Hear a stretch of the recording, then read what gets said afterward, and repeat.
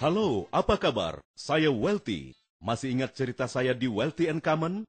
Saya akan membagikan rahasia bagaimana saya bisa mencapai kebebasan finansial dan waktu. Ada satu buku berjudul Cash Flow Quadrant, karangan Robert Kiyosaki.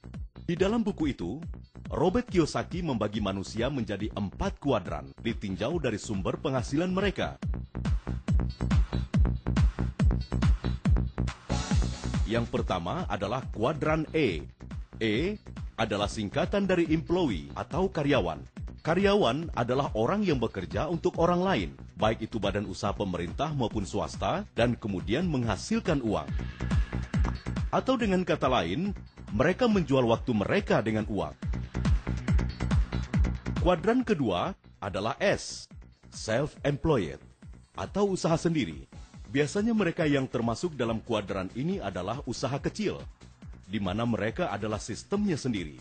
Tanpa mereka, mereka tidak dapat menghasilkan uang. Contoh, mereka yang punya toko, bengkel, salon, dan lain-lain. Contoh lain dari kuadran ini adalah para profesional, seperti dokter, pengacara, penasihat hukum, dan lain-lain. Mereka ini tidak bisa digantikan orang lain. Jadi kuadran ini adalah golongan yang tergantung kepada diri mereka sendiri. Kuadran ketiga adalah kuadran B, business owner, yang artinya usaha mereka mempunyai sistem dan orang yang bekerja untuk mereka dalam menghasilkan uang. Contoh mereka yang berada dalam kuadran ini misalnya, pemilik franchise, produsen soft drink, pengusaha restoran siap saji, dan lain-lain. Kemudian kuadran yang keempat adalah kuadran I. I adalah singkatan dari investor. Investor artinya mereka menginvestasikan uang untuk menghasilkan uang lagi.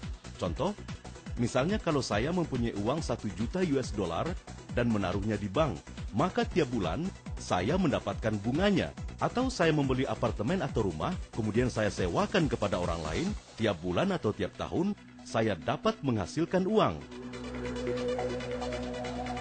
Bila Anda perhatikan buku Robert Kiyosaki, kuadran di sebelah kiri biasa disebut dengan kuadran aktif dan ingin mencapai financial freedom dan time freedom. Tidak ada jalan lain, Anda harus mempunyai passive income, di mana passive income Anda harus melebihi semua pengeluaran Anda. Contoh yang paling sederhana, seandainya saya mempunyai passive income 2.000 US dollar per bulan. Pengeluaran saya tiap bulan 1.500 US dollar. Maka dalam kondisi ini, saya sudah dikatakan mencapai financial freedom. Kenapa? Karena pengeluaran saya lebih kecil dari pemasukan pasif income saya. Kondisinya beda lagi, seandainya saya mempunyai penghasilan 3.000 US dollar per bulan yang datangnya dari kuadran E atau S, dengan pengeluaran saya 1.500 US dollar per bulan. Dalam hal ini, saya belum dikatakan mencapai kondisi financial freedom. Kenapa? Karena pada saat saya tidak bekerja lagi, income saya menjadi 0, sedangkan pengeluaran saya tidak bisa menjadi 0.